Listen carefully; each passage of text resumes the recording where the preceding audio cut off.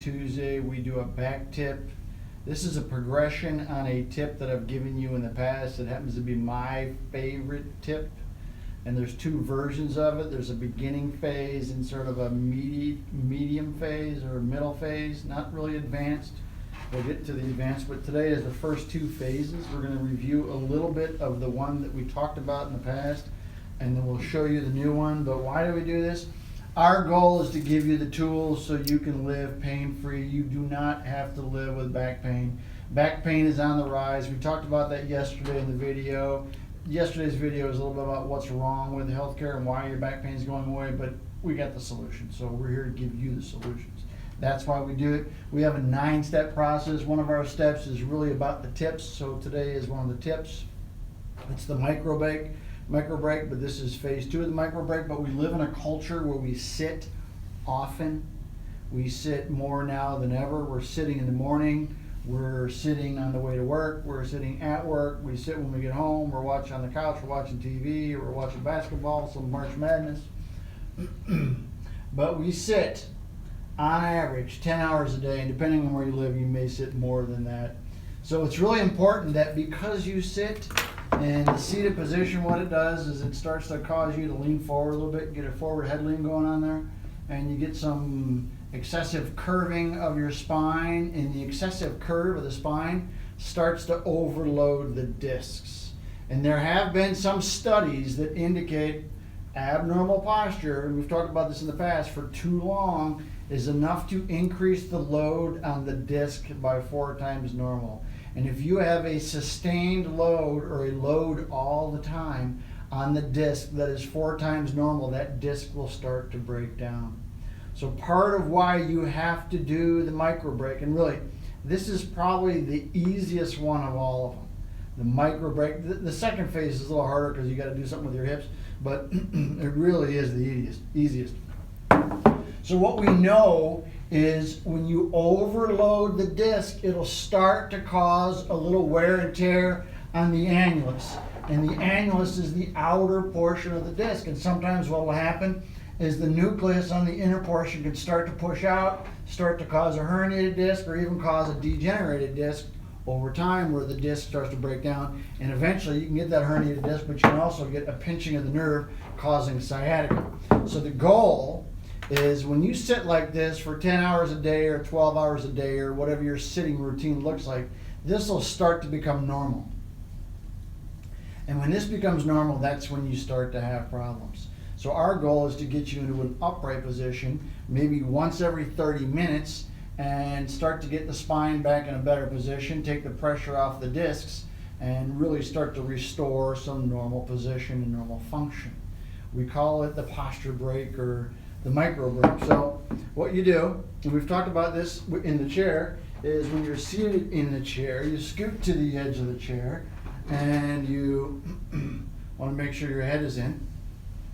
You drop your arms to the side, and as you drop your arms to the side, what you want to do is you want to lower your shoulders. I got a crooked shoulder there, but you want to lower your shoulders like you're going to slowly sort of pushing them toward the ground. You don't want to go up, you don't want to be in the middle, you want to sort of push them down, and then what you do is you contract the muscles in the middle of your back. And what that does is it gets you into the best position. And then you hold it. So you sit there and you hold it for 30 seconds. So maybe every 30 minutes you hold it for 30 seconds. This is the easy one. This is my favorite. This is probably the easiest of all the tips. Probably the most important. Again, if you're looking for one exercise to do, because we might give you 30, we might give you 50, we might give you 100, but if you're going to pick a couple, this is one of them you got to pick. This is probably, it's certainly the easiest and the most beneficial as well. So same thing, in a standing position, stand up straight. You want to try to lengthen your spine, so it's like you're trying to raise your spine up, but at the same time, you want your shoulders down and you want your chin in. You don't want your head forward, okay? That's part of the problem. We talked about text neck. Text neck is bad because it overloads the disc. We talked about that.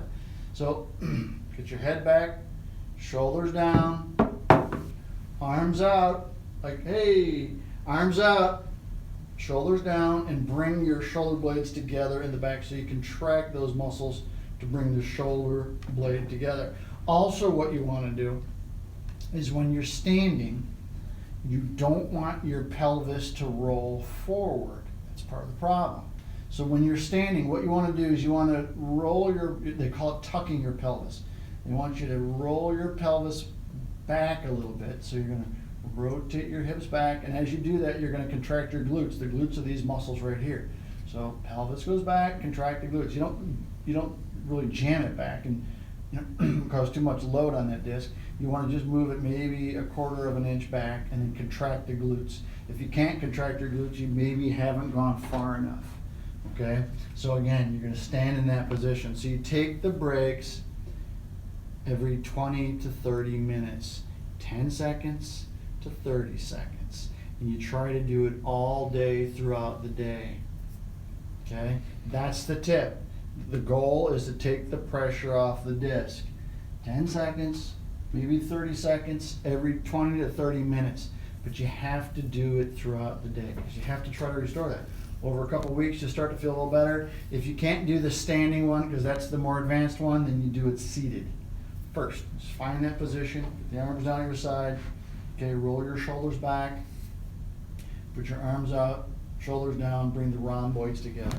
Just like that. So we do this every day.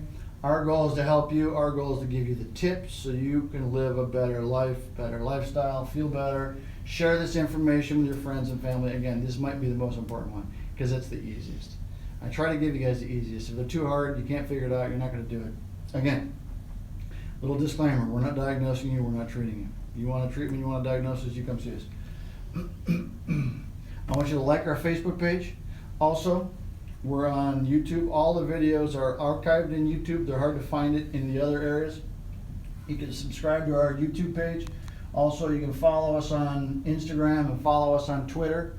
And if you have any questions, ask your questions in the question area on either YouTube or any area where you happen to be. You can ask a question, and we look at the questions every day. So we can do a video. If you have a question, we'll do a video about your question. So that's it today. Tip Tuesday. Tomorrow's exercise Wednesday. Stretch Wednesday. See, I knew that.